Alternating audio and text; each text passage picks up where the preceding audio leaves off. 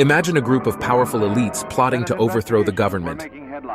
Hey man, that's not cool. All because they feared losing their vast fortunes during a time of economic crisis. In this video, we delve into a little-known event called the business plot, where titans of banking and business contemplated installing a dictator to protect their interests. Join us as we explore the eerie parallels between this covert scheme and recent events that unfolded at the U.S. Capitol. Absolutely, people are angry, and you can feel it. You can feel the rage, the madness. Get ready as we uncover the truth about the business plot and its striking similarities to the present day. In April 1933, titans of banking and business were worried that if Franklin D. Roosevelt became president, he would remove the gold standard and inflation could skyrocket, making their millions worthless.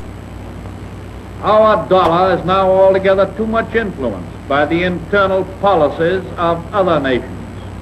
Therefore, the United States must take firmly in its own hands the control of the gold value of our dollar. And as a further effective means to that end, I am going to establish a government market for gold in the United States. The anxiety amongst the elites had been growing in the months between Franklin D. Roosevelt's election and his inauguration, but his elimination of the gold standard infuriated some of the country's wealthiest men. They needed to remove him, but they also needed someone to be the poster child of this operation, and who better than Smedley D. Butler was a highly decorated Marine Corps general who had received the Medal of Honor twice. He was beloved by his men before his retirement, and more so afterward when he spoke in support of the Army's fight for early bonus payments for service during World War I. Given his opposition to fascism, Butler might not have seemed like a good fit for the job of coup leader, but his support from veterans was more important to the Wall Street plotters.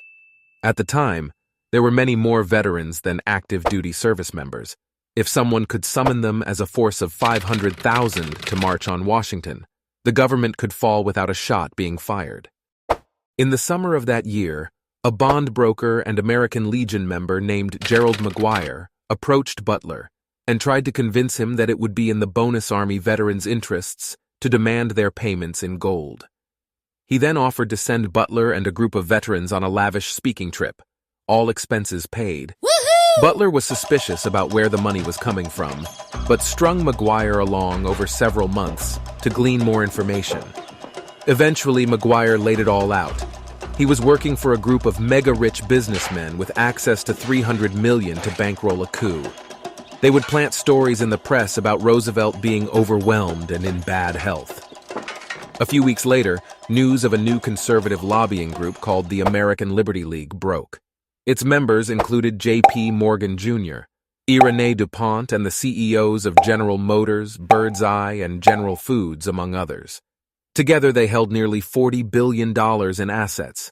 If adjusted for inflation, would be worth about $778 billion today. Had Butler been a different sort of person and gone along with the plot, the coup would have been successful. Instead, in the fall of 1934, he went to J. Edgar Hoover, head of what would become the FBI. Congressional hearings were launched to investigate possible fascist sympathizers. Butler, who later published a book, War is a Racket, in which he lamented that all the military conflicts he had ever been involved in were fought to benefit millionaires and billionaires, was somewhat vindicated. But he claimed that he had named names of the plotters. However, as always, those names had been removed from his testimony that was released to the public. The committee maintained the names were kept under wraps until they could be investigated and verified. But no further investigation was ever conducted. According to journalist John Buchanan, speaking to the BBC in 2007, that was probably because Roosevelt struck a deal with the backers of the plot. They could avoid treason charges and possible execution if they backed off their opposition to the New Deal. Denton thinks the press may have ignored the report at the urging of the government, which didn't want the public to know how precarious things might have been.